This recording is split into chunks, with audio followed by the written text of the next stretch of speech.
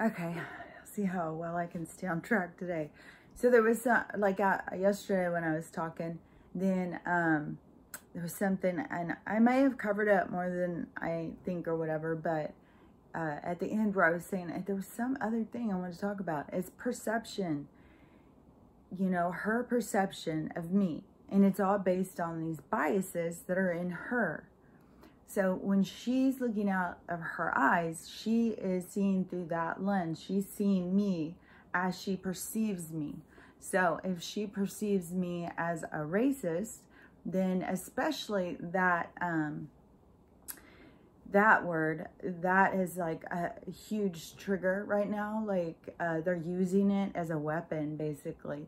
So so if you're looking out of those eyes and you see that person as that thing, then everything that they do, you're going to be thinking of it from that way of looking at them, right? That's why, you know, everything I say to her, I'm lying. Even when she's speaking to me and she contradicts herself, and the hypocrisy is just mind-blowing, but that she can't see. And oh man. So this morning, you know, I did my little ritual like I like to do, especially if you're older, you get super stiff. So yoga in the morning is a nice way to wake up your muscles and stuff. And so doing some stretching, and then I like to take a bath. It's great. If you soak in with some Epsom salts and stuff, it just releases those toxins that you, because when you do the stretching, you know, it's releasing toxins. Then when you go in the water and you soak, it pulls them out, and you just feel so much better. So I was doing that whole routine, right?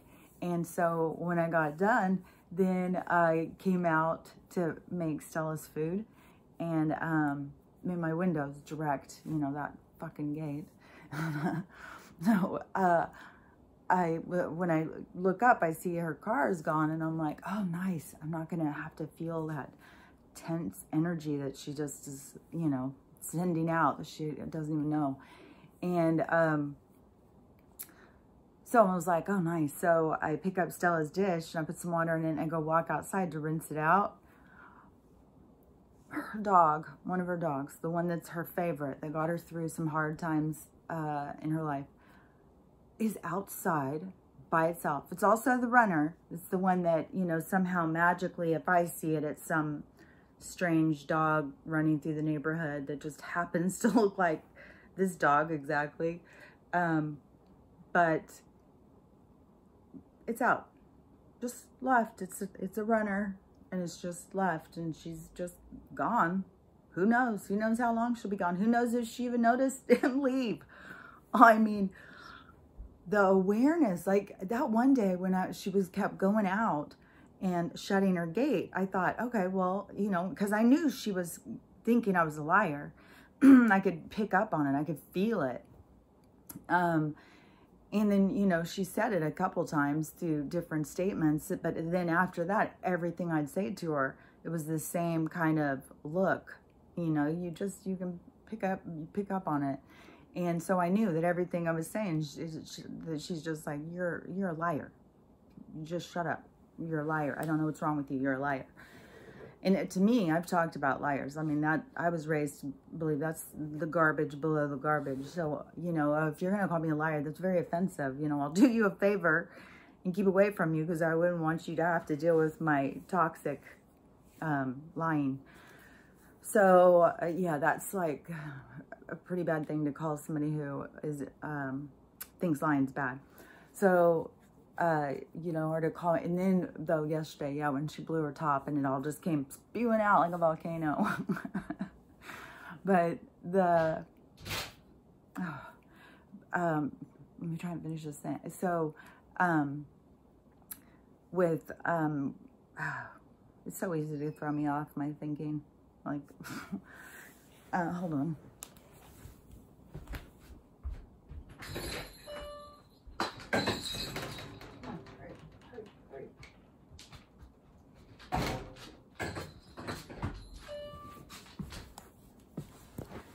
So, anyway, so, for him to just be, oh, so the gate thing. So that one day when I kept seeing her go out, 3 times, she was leaving, her gate was wide open. And so I thought, oh, you know, I think she's probably getting the idea that, yeah, my gate keeps opening. I need to figure out how to keep it shut better. It's not secure. But, and I was laughing about it because I was like, it's funny to watch the universe play this game with her, like to show her.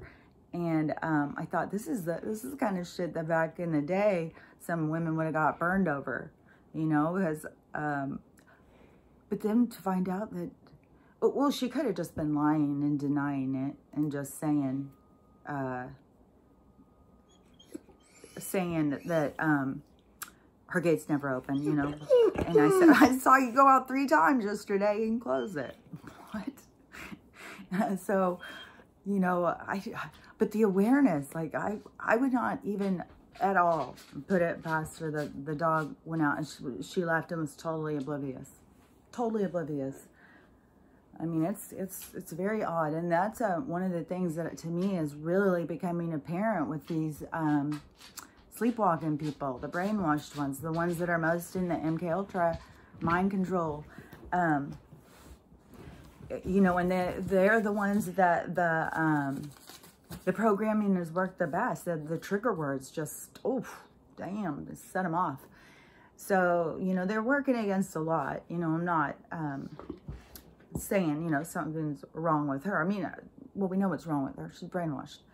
You know, and she's got to figure her own self out once she gets out of this state. But the thing is that I keep noticing with these brainwashed people that their awareness of things is so limited, and their attitude and their ego is so, oh my gosh, over the top. But, you know, your perceptions of people is, like, if you think somebody is a certain way, you should look into your own self, you know, and see yourself. Like, how well do you even know the person?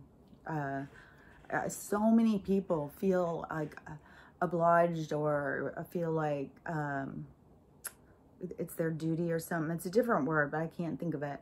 But to judge others, all based on these stereotypes, like I've talked about in the movies, all of the stereotypes that they put out there, they don't go with how we're really living. They're not ever showing that. They're not showing us happy stories of how people, you know, get through things. When I watched that movie the other day, The Witness, it's a really old one with Harrison Ford, and I just loved the part, you know, where it was showing the Amish community and how they just work together, how they put up that giant barn, just working all together. And when it would pull back for a bigger shot, and all of these men hanging like way up in the air off of all these rafters and stuff, and, you know, trusting one another to stay safe. I didn't see a bunch of tie downs and stuff. Like, you know, my son-in-law's a roofer, and you have to have all this stuff on to go up. I don't even know what feet where you have to be tied off. But, you know, I'm horrible with heights. I'm scared to death. I can't stand to go up on my roof. If I have to go up there, I'm like sitting, I'm scooting, I'm holding on, like, oh, it gives me a panic. And when I had to paint my house, that was, you know, total challenge for the having to go on heights, because I had to get one of those really tall ladders, and I go way up. Oh, fuck, that was so scary. And it was right in the spring, and I live in the woods, and there's tons and tons of spiders. And it was like all the spiders were hatching out, and it was so cute. I know I've talked about this before, because it was like you could hear them, like, woohoo! That was so cute. And they're all dropping down everywhere, and then they're just like swinging on their webs in those, like, this nice breeze. It's just super beautiful. And I thought, oh my gosh, how, you know, how exciting would that be to be a spider and just come out and just really enjoy that? You know, you don't have any pressure. You're not thinking about, you know, how you're going to pay your bills, what you're going to do tomorrow. You're just thinking about right now. What does this feel like? You know, I'm just enjoying this breeze. I'm just enjoying this freedom. I'm just enjoying this moment. And I think that there's so much that we can learn because we are animals. We're just like, I don't know, even if we are more sophisticated or civilized or just arrogant, because there's a lot of animals living a better life than us. And I know we're being misled. I know we're being, handled and controlled, and it's tyrannical. But anyways, this is breaking free. This is just a great opportunity to break free from those systems. And I know there's a lot of people like me who are here that have a deeper understanding of certain things, and we're here to share them so that other people can, possibly learn those deeper understandings. And we're all part of this together. We're all part of this, ascension, this evolution of mankind. It's super exciting times. And, I know so many people are so caught up in so many paradigms and so many things holding them back and controlling their minds. And they're so focused on this and that and the outcome of this or that. And, I am always saying, you got to cut those ties. You can't be bound to these, I don't know, paradoxical comes to my head, and I don't even know what it means, but these systems and these ideas, these are all made by someone else, and they're all made for control. It's like, building your own prison walls to go with their structures, And another thing too that I was thinking about is, with their relationships. So I was talking about this yesterday, right? And that, I know a ton of people who broke up over the last few years. And I don't know. I mean, a lot of people got married. My daughter got married. Like, there's other relationships forming. I'm not saying like everybody's broke up. I'm just saying like there was a sweep of like everyone I knew was like, I'm breaking up. I'm breaking up. People were getting divorced right and left. And, I hear all sorts of wacky stories, but everybody was like shifting in their relationships there for a while. But some of the people who I know that haven't, they're in those like abusive kind of relationships. Like I know somebody who was one where, he watches her. She can't go anywhere if he's home. She has to be home. He has spy things around, like watches her while she's home. He tracks where she goes, reads her messages. I don't know if he logs into her stuff. I don't know. Yeah, it's so outlandishly controlling and creepy. I just don't know. But, this is the thing, is that so many people, just like next door, she is really stuck on this victim mentality. Victim mentality is your manifestation. You are creating your own victimhood. Victim mentality is not real. It's a paradigm. It's something you grabbed onto, like, oh, everything is out to get me. I take no responsibility in this world. It's not my fault. It's someone else's fault. My pain is someone else's fault. No. No. You have to own your own. You have to own your own self. You have to own your own pain. You have to own your own. You have to be responsible for your own life. So if someone is doing that to you and you don't like it, and it doesn't have to be that extreme. It can be anywhere in there. Because to me, that's like, that's a pole. As I said, a standard that I haven't seen or gone past. I've heard of some horrible stories in the past. Like I've heard of, oh my gosh, I've heard of women every time that they would come home that they, this was a woman's story. I can't remember who this woman was. I knew her at some point in my life. And I'm just one of those people that people will tell stuff to. And, but her husband, when she would come home, he would make her take off her underwear so he could smell it. Then he started doing it to her kids. These were teenage girls once they got to be like, hit puberty. And this was somebody she was married to for a long time. I think he raised these little girls.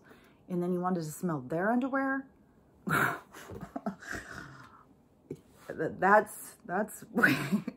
that's fringe to me. Like that's mental. So over the top. Like if you have got that much stress in your life that you feel that out of control, you need to smell someone's underwear to try and assess their day. You know, work on yourself. That's all I can say. You know, you've got to fix those. You can't depend on everybody to be that compliant with your craziness. She did. I think once it started being the kids' underwear thing, she did leave. Who knows whatever happened. It wasn't a relationship that I continued. I don't know how long I even knew her. You know, it could have been an afternoon and she told me that. I can't remember. That's my thing with my brain injury is details, you know, are really hard. Like people's faces change and stuff. Details are really hard. Numbers, dates, time, all that. But some of the stuff that I lost with my brain injury, you know, at first you're trying to rebuild and figure it out and gain it. But then you start realizing, like, I didn't even really need that. I mean, who cares if I can't track time? Time is really irrelevant. It's what you do with your moment, not what time it is. It's how are you living that moment? What are you doing?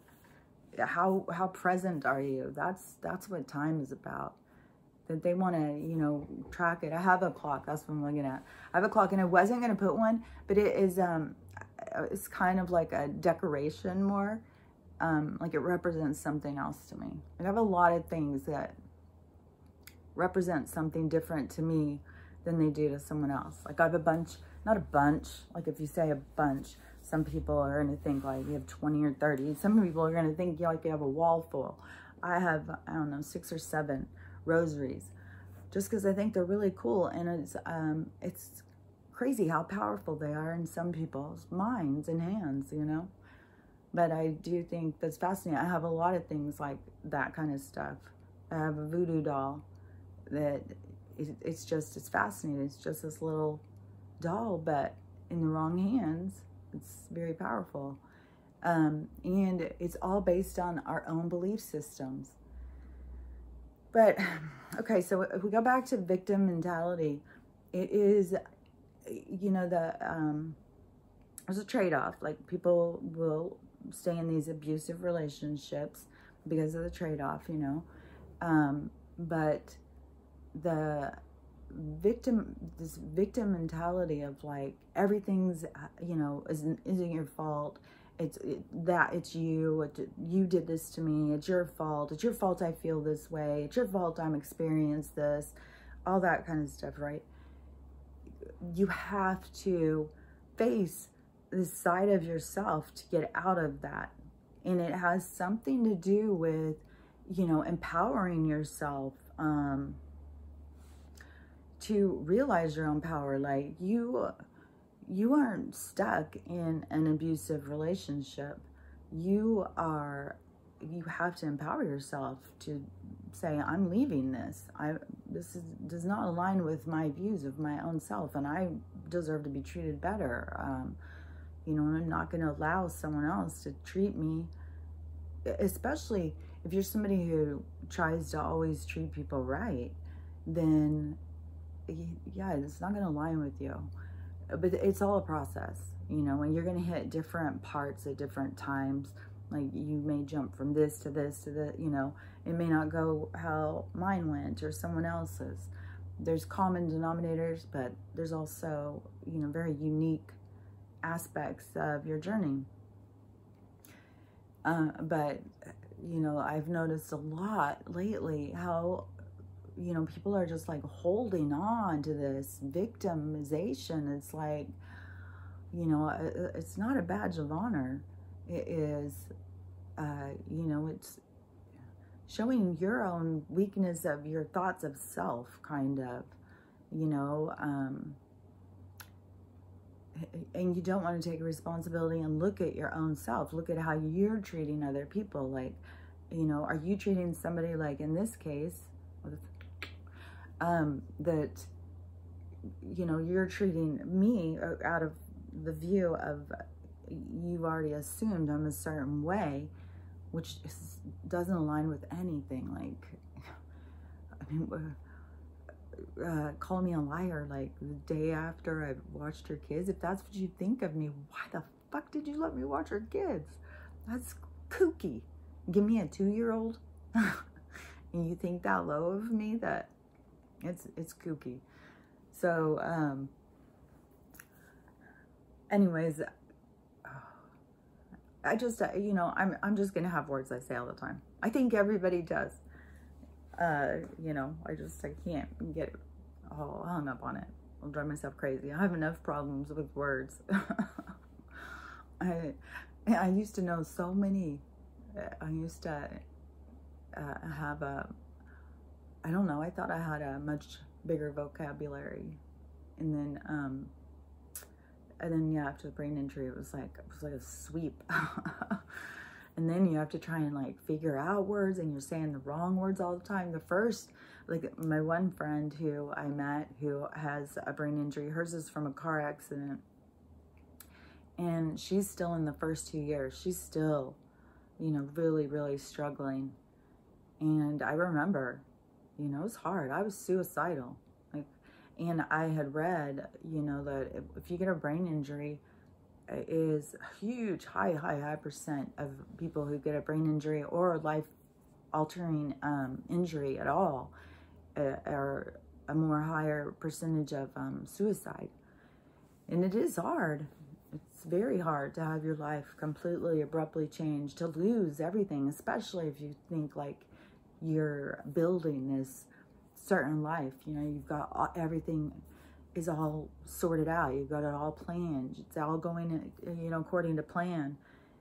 And then, you know, tornado sweeps in and just takes your plan with it. And then you have to, you know, go in the mess and clean it up. You know, so many people face these things in all different ways. And we all have to go in and somehow clean up our mess and get it straight and figure ourselves out. So, you know, what I thought was so horrible at the time ended up being a blessing with so many good things that came from the brain injury that I couldn't see for a long time. I have a totally different perspective of it now, but, you know, mine happened in 2009. And my court, let's see, my court was filed in 2011. I think the first time I was in front of a judge and a jury was, maybe it was 16. Could have been 17. I don't know. I can't keep track. It takes forever. It's in appeal now. And my attorney said that, you know, they always win an appeal, but it takes forever to get there. But with all this, you know, quarantine and all this stuff that's happened, who knows? I mean, everything is collapsing now. I don't think there's even going to be hospitals like how we know them. I think it's going to be totally different. I was seeing, you know, when I was doing my yoga and stuff this morning, and I was talking to a friend, the friend with the brain injury. She's out, you know, she gets a lot of pain. She's got a lot of dizziness, a lot of, she gets, I mean, she can bump her head and she gets a concussion again. Like her brain's still just like, don't mess with me. And it's very fragile. You know, every little thing, it messes with it. And she was talking about that she was going to go to the chiropractor. And this was a couple weeks ago, and I went through this whole thing telling her, you know, be careful. When I was a nurse on the neuro floor, so many people came in with damage from chiropractors. I've seen people with a broken neck from a chiropractor. Like, people go in and they are trusting these people, and people are getting injured. So I tried to tell her, you know, and I used to go to a chiropractor. I have scoliosis, you know, and I used to go to the chiropractor, and, you know, once I worked in the hospital and saw what was going on, I was like, fuck that, I'm never going to a chiropractor again. And, but with the yoga, so I was telling her this morning, because I had asked her if she wanted to go shopping or something today. And she said, I mean, there's hardly anything open, but there's a couple of thrift stores that you can go into, but you have to wear a mask and all that stuff. But sometimes just to get the hell out of the house, what is this, like 360 some days of sitting here watching TV. So I was telling her about the stretching and stuff, especially as you're getting older and your muscles get super tight, like when you're sleeping, just all the time. Like when I get up right now from here, everything just gets tight and stiff. And so when you do yoga, it's doing a lot of stretches. It keeps you more limber and stuff.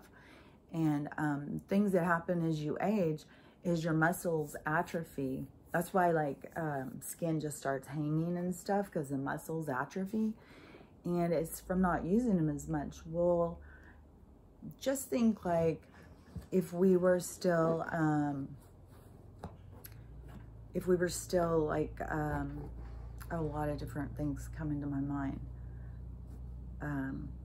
Like still lived more primitive, like in tribes, or still were, what are those people called that live out on, they were like the homesteaders and stuff.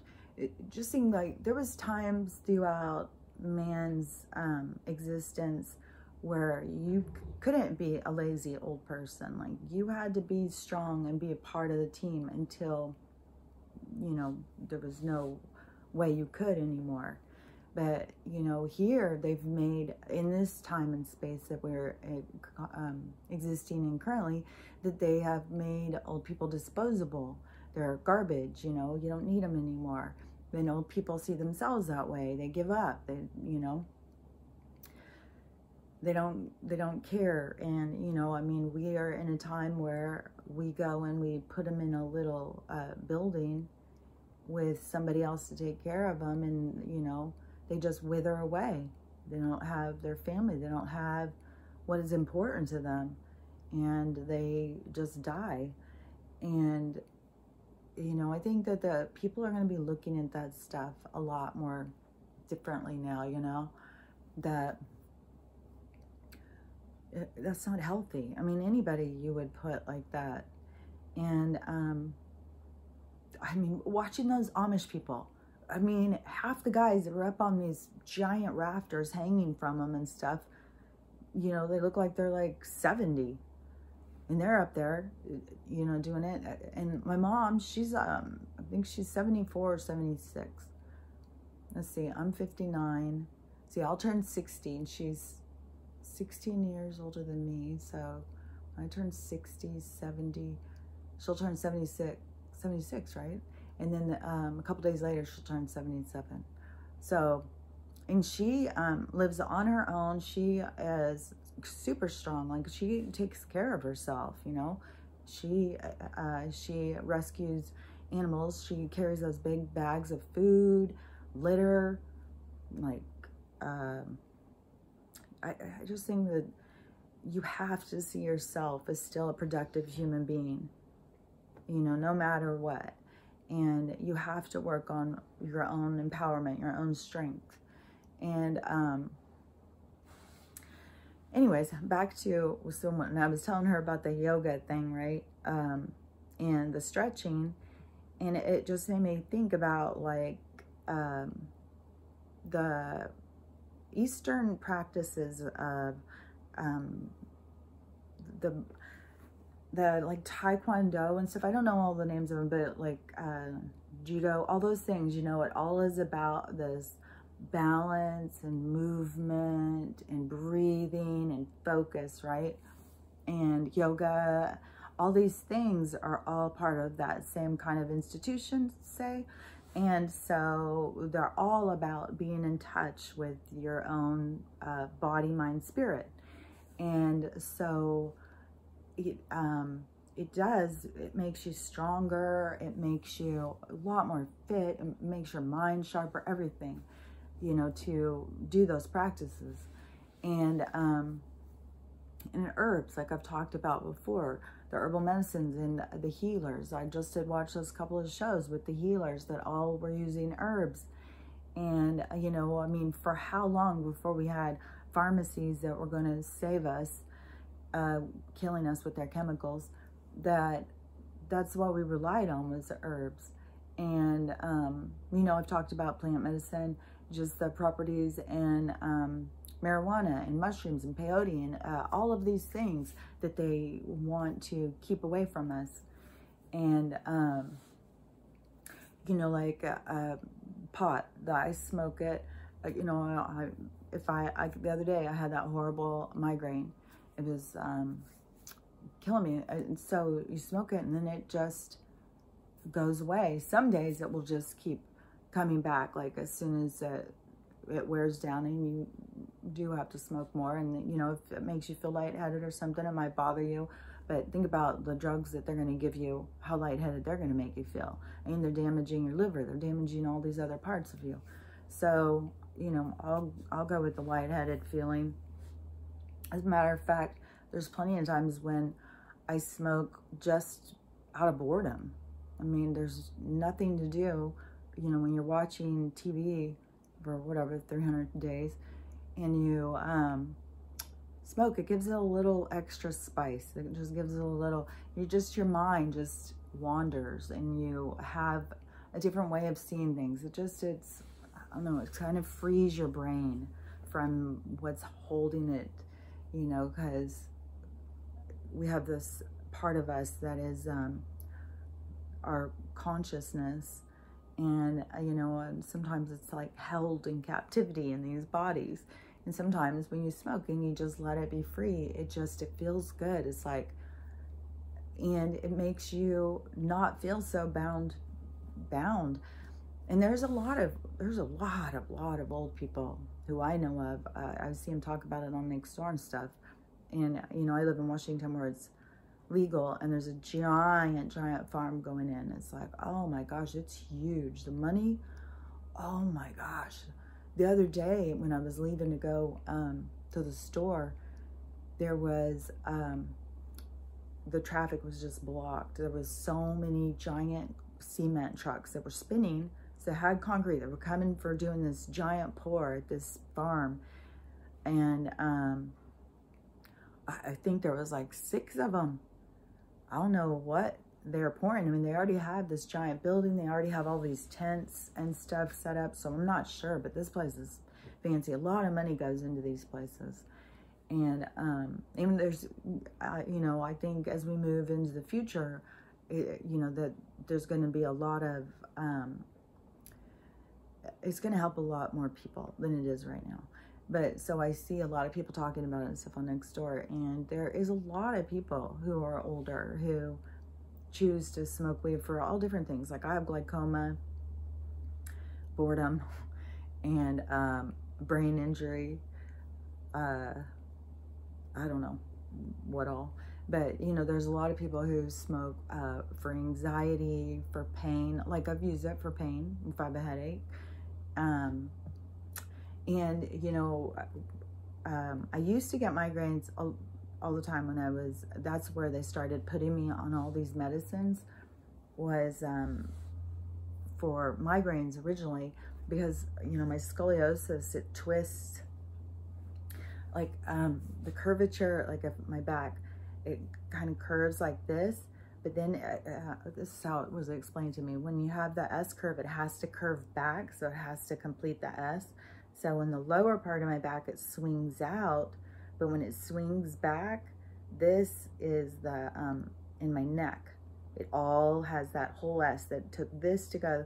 So I would have horrible pain and headaches in my, and I would get these spasms in my neck and head, especially when I was working. Oh my gosh, I went to work, I bet you 75% of the time with the horrible migraine. But to me, I was like, I can't let this hold me back from living my life. I've got to live my life. And, you know, when they're selling you the idea of like, we'll take these pills, then, you know, you'll be fine. But then they add more pills and more pills and more pills. And you have side effects. They add pills for that and pills for this and pills for, man, they're just a bunch of pill pushers. So the, to me, to take smoke weed is like so much better. And, you know, another thing too, is it makes you breathe in deep. And as you age, a lot of things with old people, they don't breathe in deep. That's one of the reasons why they get pneumonia so often and stuff and die. But when you breathe in deep, you cough up a bunch of junk that sits just stagnant down in your lungs, you know, and over the years and years and years, if you're not breathing in deep and coughing that out, that's like one of the benefits of when you do like cardio and stuff. If you go out and jog and stuff, you know, it causes you to breathe deep and you start coughing out the junk that sits in there stagnant. And we need to do those practices. That's all with the Eastern stuff. It has so much with your breathing and stuff. Your breathing and, you know, breathing in deep is super important. See,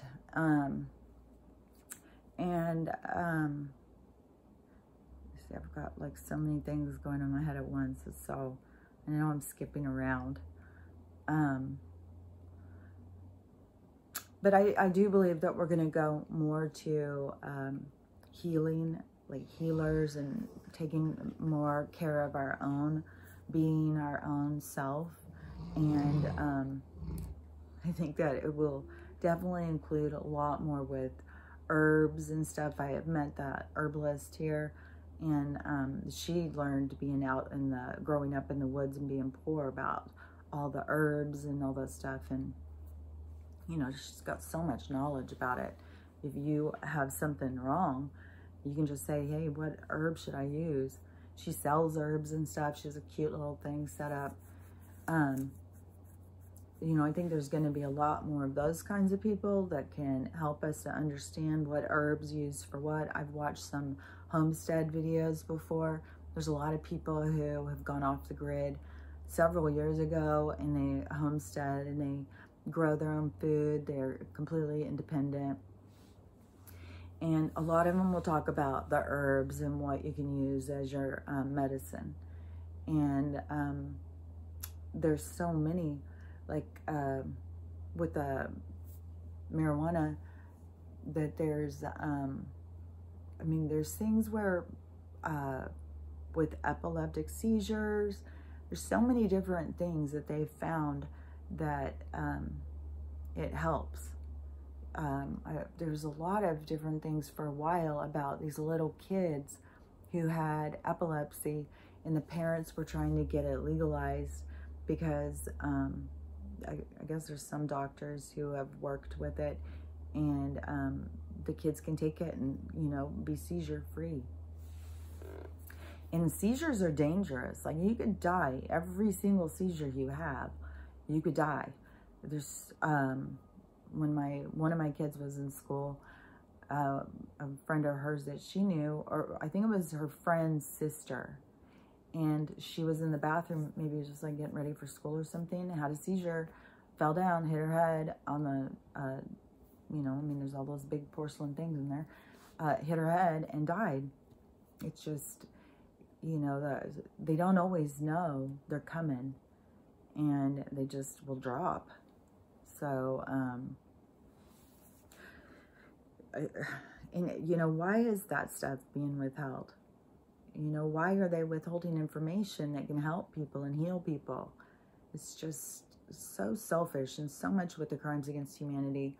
And when these med beds come and we start changing our practices and our healing, it's just going to be so much better. So much better, so much more natural, and the healing and stuff. So, oh, there's something else I wanted to talk about. Shoot. Oh, let me think about it. I think I wrote it down or something. I'll think about it, and then maybe I'll post again in a few minutes. But, you know, anyways, if you are having, you know, a lot of issues with relationships, and you are having relationships where you feel victimized and you feel like, you know, it's out of your control and you have no choice. Like, I know there's the extreme cases where, you know, there's people who will murder you if they tell you to do something and you don't do it. You know, when people are in abusive situations, like, we all know how extreme that can become. So I'm not trying to tell you, like, you know, go full speed ahead. No, I'm telling you, you know, you've got to be aware of your surroundings, but there's always a way to get out. You just have to you know, don't get stuck on one idea, one way. There's never just one way of anything. There's multiple ways. And the more you can figure out all the different ways of something, the more opportunities it's for you, you know. And you know, with my friend, she just told him, like, I'm done. You know, I'm gonna leave when I'm ready, and I'm making my plans, and I will be gone.